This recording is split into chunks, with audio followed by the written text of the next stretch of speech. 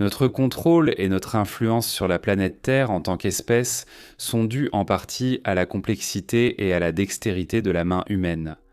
Beaucoup d'entre nous tiennent sans doute pour acquis à quel point cet outil biologique est unique et utile sans sa forme évoluée. Nous ne pourrions pas saisir des objets, utiliser des outils, manipuler notre environnement ou créer de l'art et des objets d'expression. La main humaine peut sembler être une structure simple comparée, par exemple, au cerveau humain, mais ces appendices ont mis un temps incroyablement long à se former.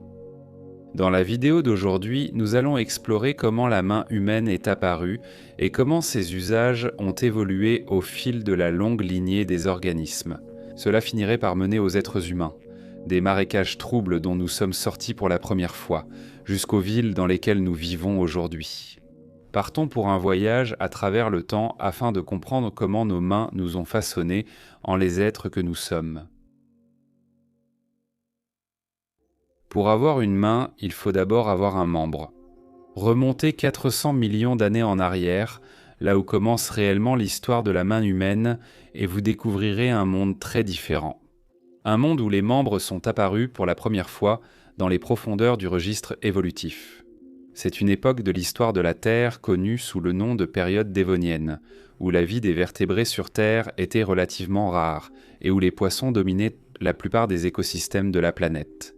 Le monde était un creuset de systèmes fluviaux complexes, de vastes lacs ouverts et d'immenses océans, et de nombreux organismes aquatiques avaient évolué pour en tirer parti.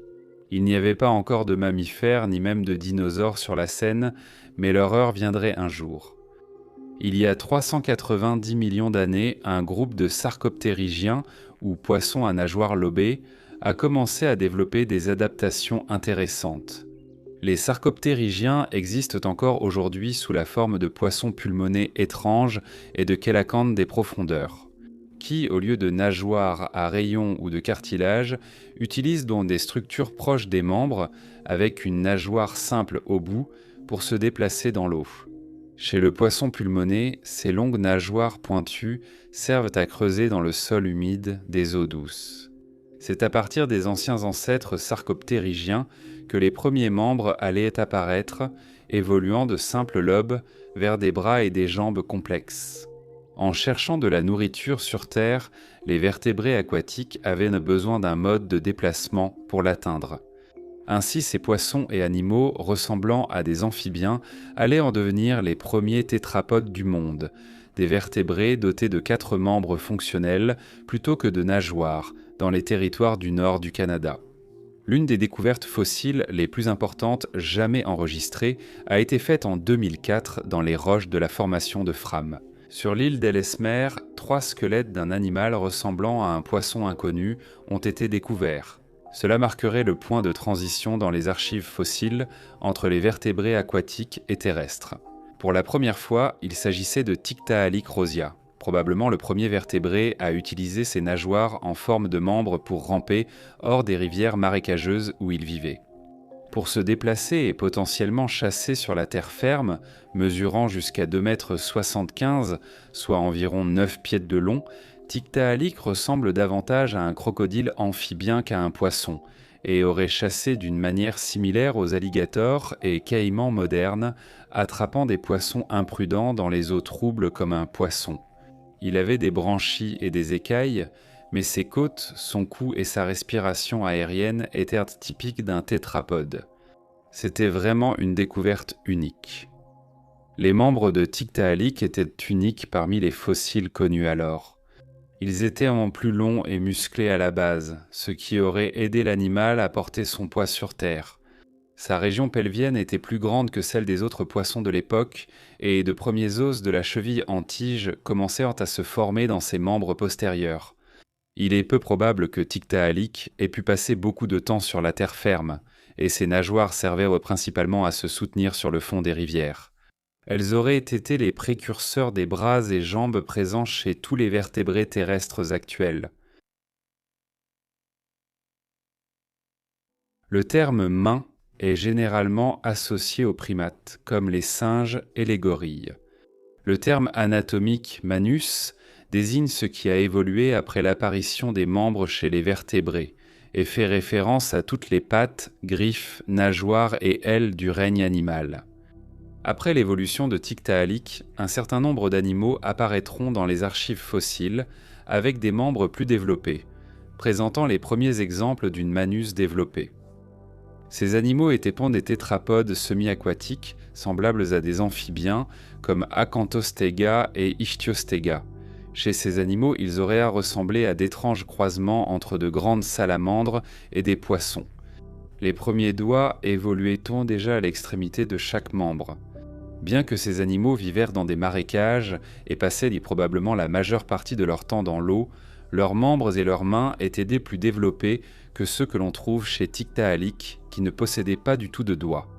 Cela aurait permis de fournir une force plus importante pour se déplacer sur la terre ferme et pour entrer et sortir de l'eau.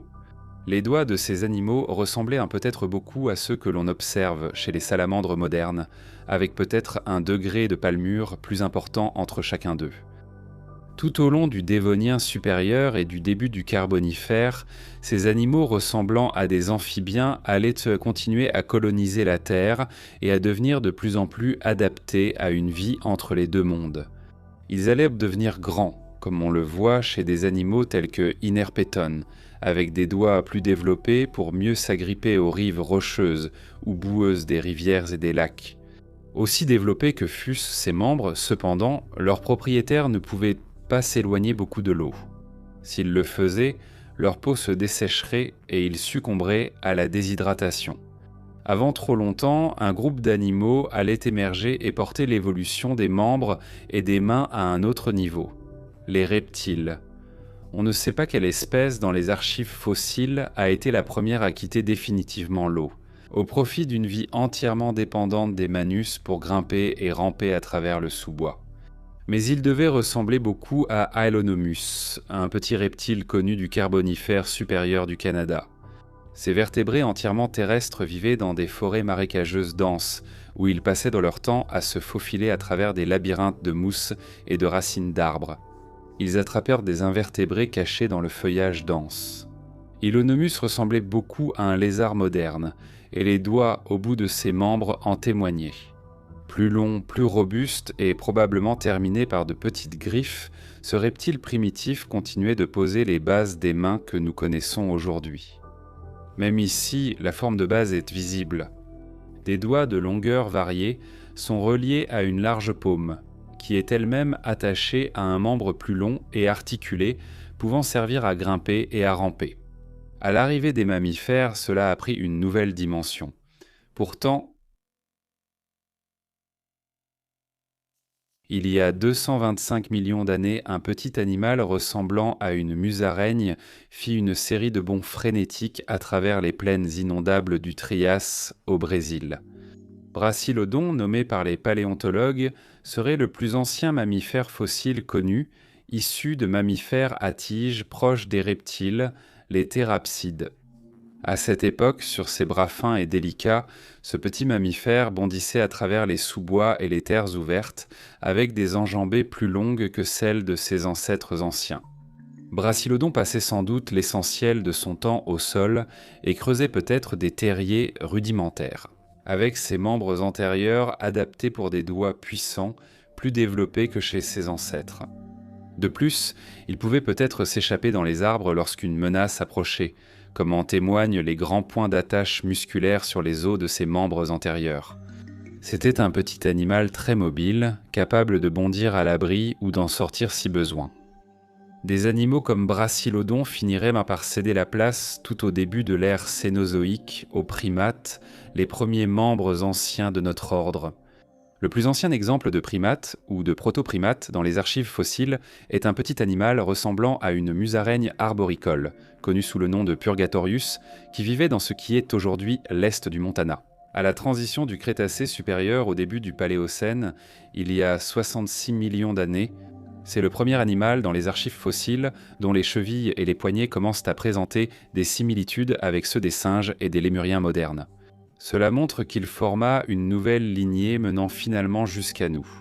Il passe une grande partie de sa vie dans la cime des arbres, à chasser des insectes et des noix, Tout comme un petit rongeur il y a 58 millions d'années, les plésiadapiformes seraient issus d'animaux comme Purgatorius et auraient été les premiers animaux à ressembler à des primates plutôt qu'à des rongeurs ou des tupailles.